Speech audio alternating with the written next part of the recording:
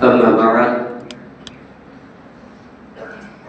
فأعوذ بالله من الشيطان الرجيم بسم الله الرحمن الرحيم حاميم وكتاب مبين إنا أنزلناه في ليلة مباركة وإنا كنا منذرين سورة الدخان. وقال النبي صلى الله عليه وسلم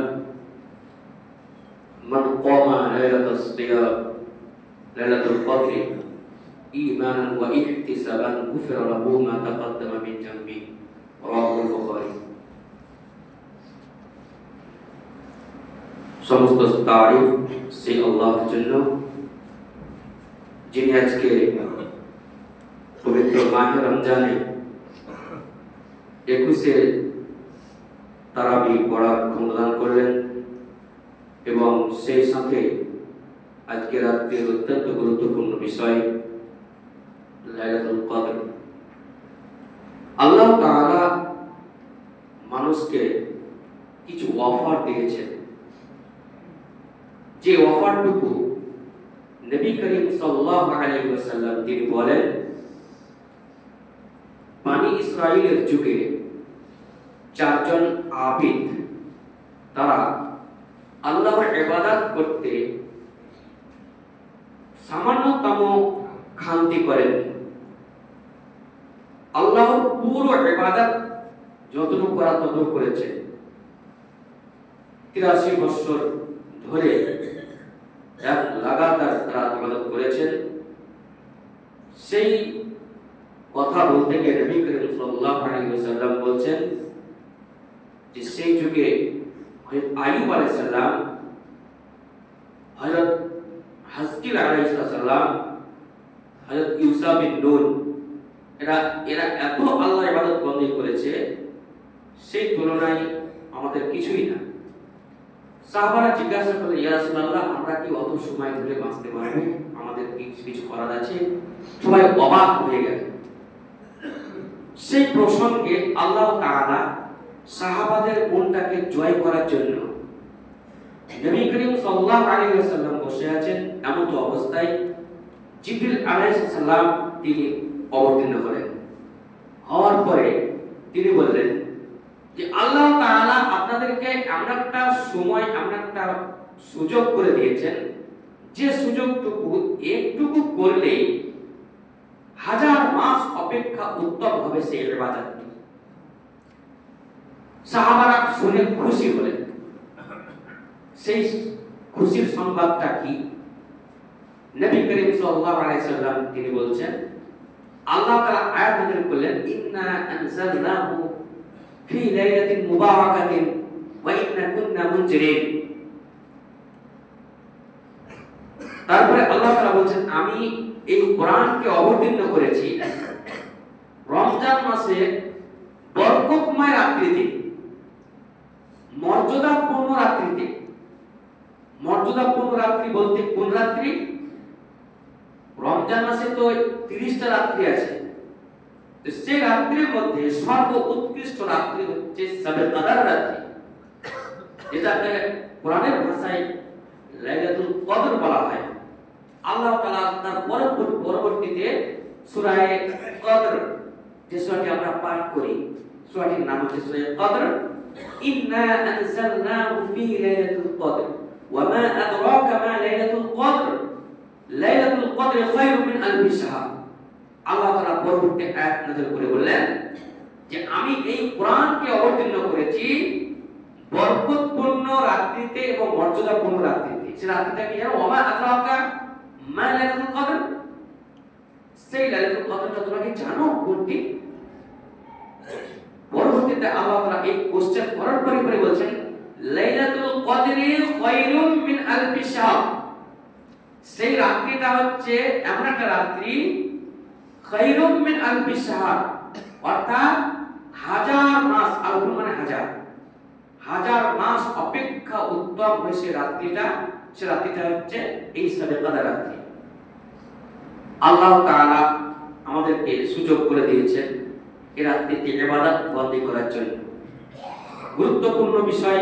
এবং এই রাত্রিতে আল্লাহ তাআলা সূরা দুখানে 4 নম্বর আয়াতে বলছেন যে আমি প্রত্যেকটা মানুষের বয়স এবং রুজি আগামী বছর সে কিভাবে খাবে, চলন করবে, সেটা কিন্তু প্রত্যেকটা কর্মের বিষয় আমি লিপিবদ্ধ করে দিই। এই রাত্রিতে আল্লাহ তাআলা সেই বয়ানটা করেন যে আমি প্রত্যেকটা কর্মের বয়স এবং তার রুজি আমি তার লিপিবদ্ধ করে দিই। আল্লাহ তাআলা বলেন এই রাত্রির বরকতে আমি করি কি প্রত্যেকটা বান্দা যে যেমন ভাবে আমাকে ডাকে আমি তার ডাকে সেইভাবে সাড়া দিই। তো সেই রাত্রিটা হচ্ছে আর এই রাত্রি একটি রাত্রি জাগরণ।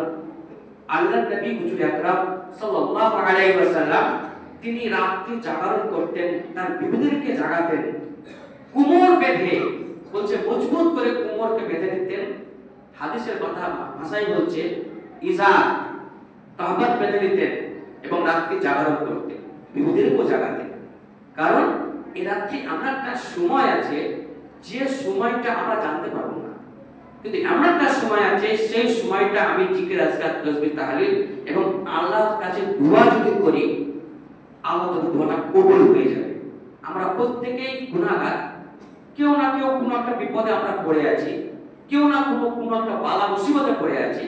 তো আল্লাহর কাছে যদি আমরা তুলে ধরি, হে আল্লাহ আমি আমার এই অসুখটাকে ভালো করে দাও, আল্লাহ তৎক্ষণাৎ তার অসুখটাকে ভালো করে দেবেন, সে ধীরে ধীরে আস্তে আস্তে সুস্থ হয়ে যাবে।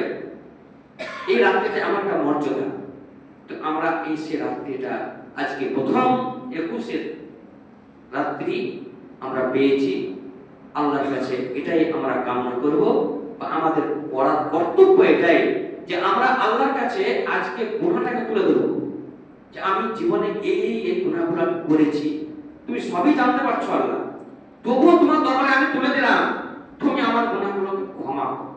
এই ভাষা দিয়ে যদি আমরা আল্লাহর কাছে তুলে ধরি, আল্লাহ অবশ্যই ক্ষমা করবেন। তিনি ক্ষমাকারীকে ভালোবাসেন, তিনি ক্ষমা করেন, তিনি রহমানুর রহিম, গফুর ও গফফার। আমরা আল্লাহকে যদি বলি তুমি গফফার, তুমি হাকিম, তুমি রহিম, তুমি রহমান, তুমি সব কিছু জানো, এই ভাষা দিয়ে ইসমে আজম ভাষা দিয়ে যদি আল্লাহকে দোয়া করি অবশ্যই আল্লাহ তাআলা সেই দোয়াটা বেশি কবুল করেন। অতএব আমরা প্রত্যেকে অনেকেই আমরা গুনাহ করে ফেলেছি, নিজের গুনাহগুলোকে মেটাবার জন্য আমরা নিজেদেরকে প্রস্তুত থাকব।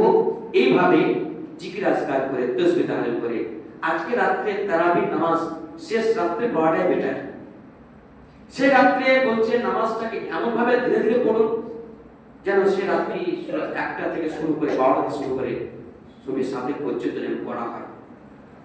আশা করি সবাই দুর্বল মানুষ, আমরা বিভিন্ন কর্মে যুক্ত মানুষ, সেই জন্য সে রাত্রে ওঠা সম্ভব নয় বা করতে পারি না।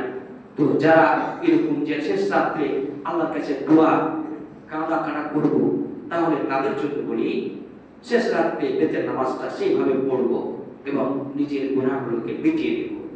কারণ একটি বছর আমাদের আবার আগামী বছর আমাদের কিভাবে আমরা চলবো সেই আল্লাহ তাআলা আমাদের ভাগ্যে সেইভাবে রুজি এবং বয়সটাকে সেভাবে লিপিবদ্ধ করবেন।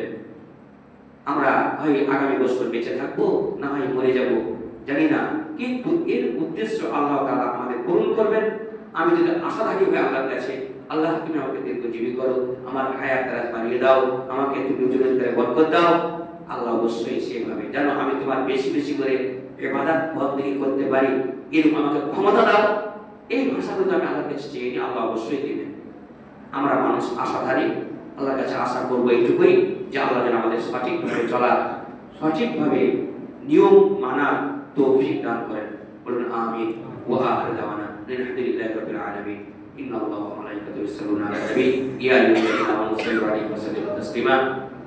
اللهم صل على محمد وعلى ال محمد كما صليت على ابراهيم وعلى ال ابراهيم انك حميد مجيد.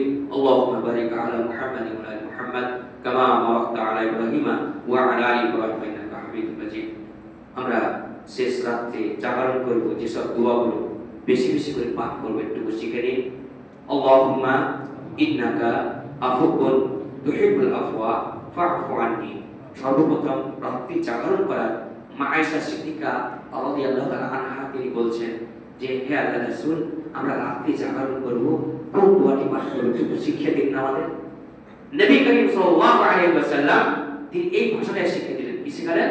আল্লাহুম্মা ইন্নাকা আফুবুন তুহিব্বুল আফওয়া ফা'ফু আন্নি আস্তাগফিরুল্লাহাল্লাযী লা ইলাহা ইল্লা হুয়াল হাইয়ুল কাইয়্যুম ওয়া আতুবু ইলাইহি আস্তাগফিরুল্লাহাল্লাযী লা ইলাহা ইল্লা হুয়াল হাইয়ুল কাইয়্যুম ওয়া আতুবু ইলাইহি। এইভাবে আমরা প্রত্যেকটা দোয়া বারবার বলতে থাকবো এবং সেইভাবে গুনে গুনে 100 বার অথবা বেশি যেন বলতে পারি এরকমটা চেষ্টা করব। তাহলে আমাদের রাত্রি জাগরণটা হয়ে যাবে। এবার এরই মধ্যে অনেকে আমরা কোরআন পড়তে জানি, কোরআন পড়বো, নচেত আমরা নামাজ পড়বো। কোরআন না পড়ে নামাজ পড়বো, নফল নামাজ পড়বো।